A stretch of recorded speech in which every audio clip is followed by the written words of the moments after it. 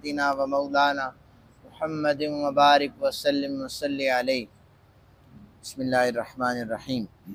व हसिबू अल्ला तकून फितनतुन फ़अमू व सम्मू सुम्मा ताबल्लाहु अलैहिम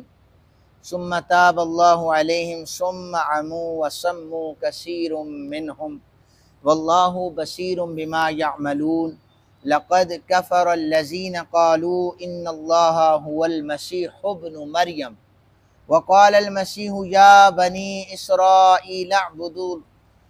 इसराईल अअ्बुदुल्लाह रब्बी व रब्बकुम इन्नहु मन युश्रिक बिल्लाहि फ़क़द हर्रमल्लाहु अलैहिल जन्नता व मअवाहुन नार व मा लिज़्ज़ालिमीन मिन अंसार। सदक़ल्लाहुल अज़ीम। तर्जुमा समाअत फरमाइए। अल्लाह वहदहु लम यज़ल इरशाद फरमाते हैं, उन्होंने ये गुमान किया कि उनको इसकी कोई सज़ा नहीं मिलेगी, सो वो अंधे और बहरे हो गए। फिर अल्लाह ने उनकी तौबा कबूल फरमा ली।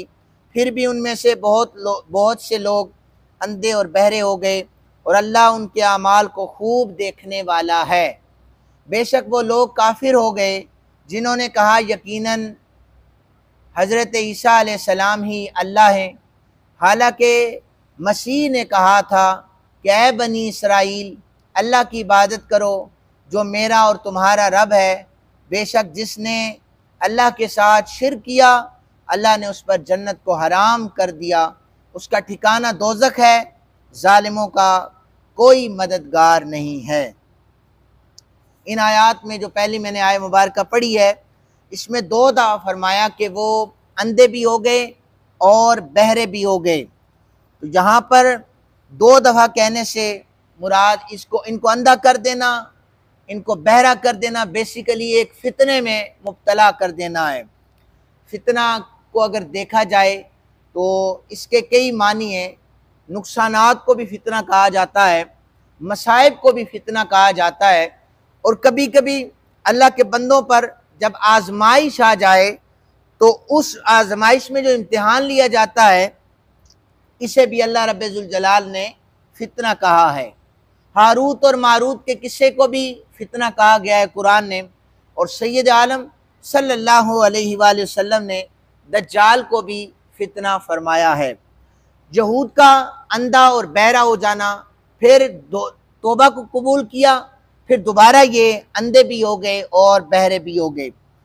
पहल यहूद का अंधा और बहरा हो जाना, इन्होंने हज़रत याह्या अलैहिस्सलाम, हज़रत ज़करिया अलैहिस्सलाम, इनको कत्ल किया और हज़रत ईसा अलैहिस्सलाम को भी कत्ल करने लगे, लेकिन अल्लाह ने उन्हें आसमानों पर उठा लिया।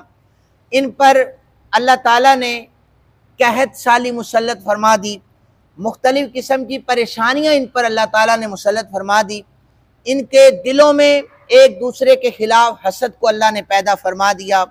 ये एक दूसरे से लड़ाई लड़ा करते थे और एक दूसरे के लिए बुग़्ज़ इनके दिलों में होता था, और इस हद तक चले जाते कि ये एक दूसरे को कत्ल कर दिया करते थे। उन्होंने फिर भी कोई इबरत हासिल ना की। अल्लाह ताला ने फरमाया कि अंधे हो गए, बहरे हो गए, इतने इन पर मसाइब और परेशानियाँ नाजिल हो गई। फिर दोबारा इन्होंने तौबा इस्तिग़फ़ार की। ज़माना रिसालत माब सल्लल्लाहु अलैहि वसल्लम का आया तो नबी अकरम सल्लल्लाहु अलैहि वसल्लम ने जब अपनी नबूवत और रिसालत को पेश किया, इन्होंने मानने से इनकार कर दिया। इन्होंने कहा कि हम तो ईसा को अल्लाह का बेटा कहते हैं और हम आपकी नबूवत को तस्लीम नहीं कर सकते। कुरान ने कहा कि ये दूसरी दफ़ा भी अंधे और बहरे हो गए हैं। जिन्होंने सबक सीख लिया वो हज़रत अब्दुल्ला बिन सलाम थे। अब्दुल्ला बिन सलाम यहूद के सबसे बड़े आलिम थे और यहूदियों ने उन्हें तैयार किया था कि आप तशरीफ़ ले जाएं और जाकर नबी पाक सल्लल्लाहु अलैहि वसल्लम से सवाल जवाब करें, क्योंकि आपके पास तौरात का बड़ा इल्म है। उनके नज़दीक माअज़ल्लाह अस्तग़फ़िरुल्लाह नबी पाक सल्लल्लाहु अलैहि वसल्लम ऐसी किताब लेके आए थे, किसी कोई हकीकत नहीं थी और नबूवत का दावा भी वो रद्द करते थे। उन्होंने कहा कि अब्दुल्ला बिन सलाम जाकर उनसे बातचीत करेंगे, तो उन्हें यकीन था कि अब्दुल्ला बिन सलाम इस बहस को जीत लेंगे, इसलिए कि यहूद के बहुत बड़े आलिम थे, तौरात उन्हें बिल्कुल अज़बर थी।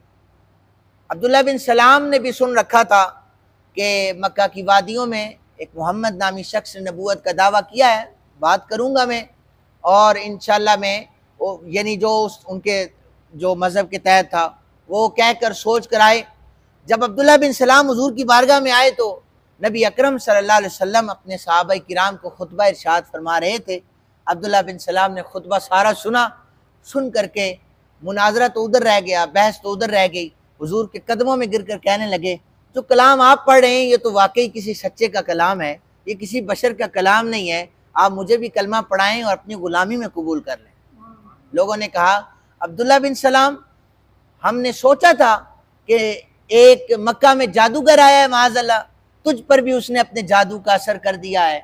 अब्दुल्ला बिन सलाम ने कहा, हाँ तुम उस जादूगर कह रहे हो, लेकिन उनकी नज़रों में ऐसा जादू छुपा हुआ है कि एक नज़र मैंने उन्हें देखा, एक नज़र उन्होंने मुझे देखा, तो मैंने अपने आप को दरबार रिसालत में बेच दिया है और हुजूर ने मुझे अपनी गुलामी के लिए खरीद लिया है।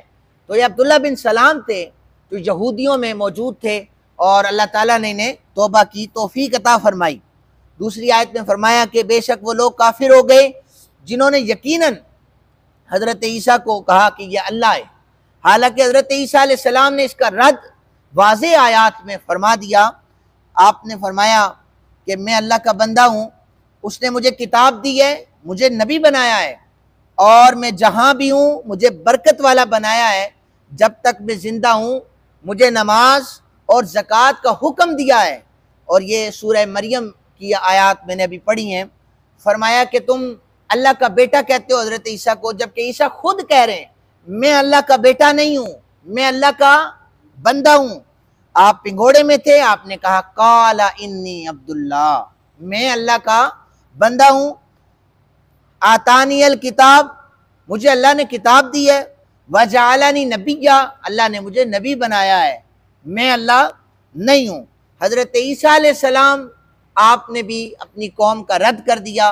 पहले जो आयात भी हम पढ़ चुके हैं कि उस कौम में से जिन जिन लोगों ने कहा कि ईसा अलैहिस्सलाम अल्लाह के बंदे और रसूल हैं, अगर वो इसी अकीदे पर रहे, कायम रहे और दुनिया से चले गए तो ये हज़रत ईसा अलैहिस्सलाम के उम्मतियों में से जन्नती लोग होंगे।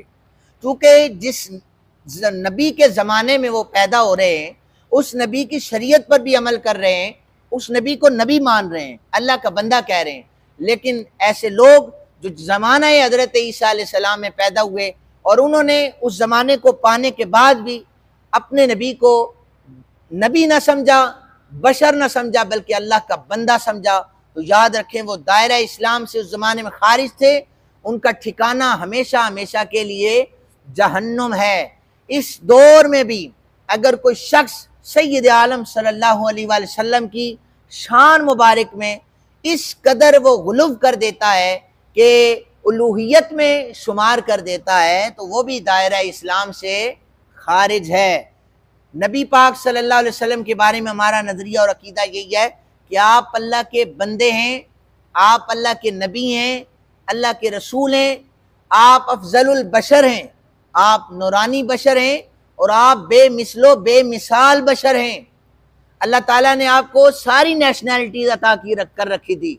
आपके पास आसमानों की भी नेशनैलिटी थी, आपके पास ज़मीनों की भी नेशनैलिटी मौजूद थी। ये याद रखिए कि जब मेराज का वक्त आया तो नबी पाक सल्लल्लाहु अलैहि वसल्लम वहाँ तशरीफ़ ले गए जहाँ पर नूरानी मखलूक भी नहीं जा सकती, और वहाँ पर नूरानी लिबादे में आप तशरीफ़ ले गए। आप बशरों में आए तो आप अफजलुल बशर थे कि मुसल्ला पर अमामत पर खड़े होते हुए आप जन्नत को भी देखा करते, आप दोज़ख को भी मुशाहिदा फरमाया करते थे। इसलिए हमारे आका करीम सल्लल्लाहु अलैहि वसल्लम के बारे में अल्हम्दुलिल्लाह अल्लाह ताला ने हमें ईमान की दौलत अता फरमाई है और हमें एक ऐसा जहन अता फरमाया है जिससे हम अच्छा सोच सकते हैं। और हम सबको अल्लाह अच्छा सोचने की भी तौफीक अता फरमाए कि हमारे नबी जो हैं वो अफजलुल बशर हैं, लेकिन हमारे नबी खुदा नहीं है। ये अकीदा ईसाइयों का था कि उन्होंने देखा कि हज़रत ईसा तो अंधों को बीनाई अता कर रहे हैं और बर्स के मरीज़ों को वो शिफा दे रहे हैं, तो उन्होंने फ़ौरन कहा ये तो काम अल्लाह करता है, लिहाजा हमारे ईसा अल्लाह का बेटा है। उन्होंने ये कहा, अल्लाह ताला ने फरमाया तुम्हारा ठिकाना हमेशा के लिए जहन्नुम है। और हमारे आका करीम सल्लल्लाहु अलैहि वसल्लम ने बेशुमार मौजज़ात नहीं बल्कि आप सरापा मौजज़ा बन के आए। सारे अंबिया को वक्तन फ़वक्तन थोड़े थोड़े मौजज़ात दिए गए। हमारे आका करीम सल्लल्लाहु अलैहि वसल्लम को अल्लाह ने सरापाए मौजज़ा बना कर भेजा है। अल्लाह ताला से दुआ करें कि अल्लाह ताला हमें सही मानों में कुरान पाक के मुताबिक अकीदा रखने की, और इसी के मुताबिक जब हम दुनिया से चले जाएं उस वक्त तक, मरते दम तक हमारा अकीदा यही होना चाहिए कि आप अल्लाह के सच्चे रसूल हैं, आप अल्लाह के बंदे हैं, अल्लाह के नबी हैं। अल्लाह ताला हम सबको अमल की तौफीक अता फरमाए। वमा अलैना इल्लल बलागुल मुबीन।